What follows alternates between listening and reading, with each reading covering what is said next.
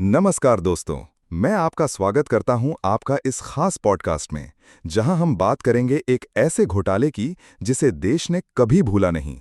और फिर भी आज की पीढ़ी शायद जानती तक नहीं कि सहारा इंडिया स्कैम आखिर था क्या। क्या आपने कभी सुना है कि लाखों गरीब लोगों की जमा पूंजी का क्या हुआ? क्या आपने कभी सोचा कि सहारा के मालिक सुब्रत रॉय जेल क्यों गए थे? क्या आपको लगता है कि न्याय हुआ? आज हम जानेंगे सहारा इंडिया की सच्चाई, वो सपना जो कई लोगों ने देखा और वो धोखा जो करोड़ों को झेलना पड़ा। सहारा इंडिया की शुरुआत। साल था 1978। एक नौजवान बिजनेसमैन सुब्रत रॉय ने उत्तर प्रदेश के गोरखपुर से एक कंपनी शुरू की, सहारा इंडिया परिवार। शुरुआत हुई थी एक छोटी वित्तीय कंपनी के रूप में। लोगों को सहारा के एजेंटों ने सपना दिखाया, हर महीने थोड़ा थोड़ा पैसा जमा कीजिए और भविष्य में बड़ा फायदा पाइए। लोगों ने भरोसा किया, खासकर वो लोग जिनके पास बैंकिंग सुविधा नहीं थी, मजदूर, किसान, छोटे दुकानदार। धीरे धीरे सहारा एक बहुत बड़ी कंपनी बन गई। रियल एस्टेट से लेकर मीडिया, हॉस्पिटैलिटी, एरोस्पेस तक हर क्षेत्र में इसका विस्तार होने लगा। सहारा समय news channel, hotel plaza New York, London का ग्रोसवेनर हाउस होटल, सहारा ने हर जगह अपने झंडे गाड़े। पर असली सवाल ये था, पैसा आ कहां से रहा था? घोटाले की शुरुआत।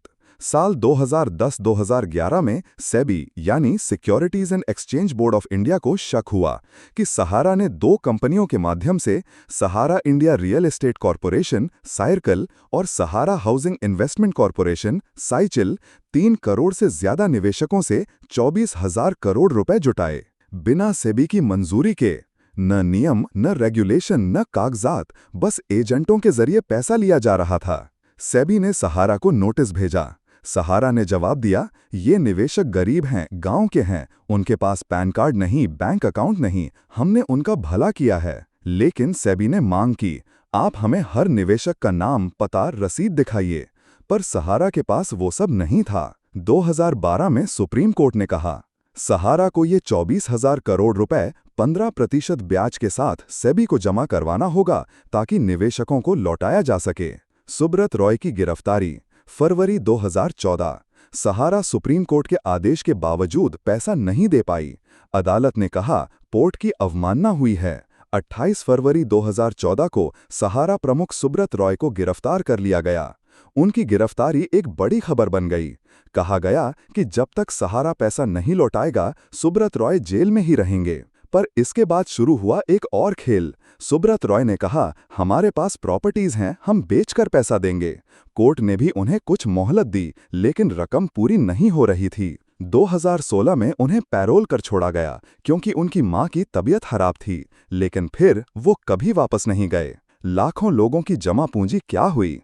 आज 2025 है। सेबी ने सुप्रीम कोर्ट में बताया है कि सहारा से 25,000 करोड़ जमा करवाए गए, पर जब निवेशकों को पैसा लौटाना शुरू किया गया, सिर्फ 3,000 करोड़ का दावा ही सही पाया गया। 22,000 करोड़ रुपए आज भी सेबी के पास जमा हैं। तो सवाल है, क्या सहारा के पास निवेशकों की लिस्ट असली नहीं थी? क्या वो पैसा असल में किसी और चीज में लगाया गया था?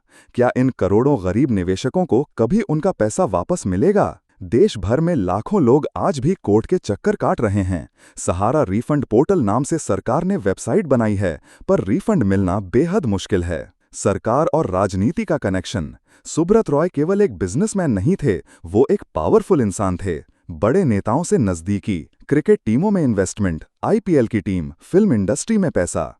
कहा जाता है कि कई नेताओं को सहारा से चंदा मिलता था। 2017 में कुछ लीक हुई डायरीज और पेपरों में सहारा के द्वारा नेताओं को कैश देने की बात भी सामने आई, लेकिन कोई जांच नहीं हुई। क्या यह घोटाला सिर्फ एक कारोबारी का था या इसके पीछे एक बहुत बड़ा पॉलिटिकल कॉर्पोरेट गठजोड़ था? मीडिया और जनता की भूल। आज हम अडानी, अंबानी, बाइजूस ला क्रिप्टो की बातें करते हैं, पर सहारा घोटाले को लगभग भूल चुके हैं। मीडिया भी अब रेयरली इसकी बात करता है। जिन्होंने अपनी जिंदगी की जमा पूंजी इसमें डाली, वो अब बस फाइलें उठाकर दफ्तरों के चक्कर काट रहे हैं। सवाल ये है, क्या हम इतने जल्दी भूल जाते हैं? क्या भारत में घोटाले करना इतना आसान हो गया है? आज की स्थिति और भविष्य। 2023 में भारत सरकार ने CRCS सहारा रिफंड पोर्टल लॉन्च किया, central registrar of cooperative societies के माध्यम से।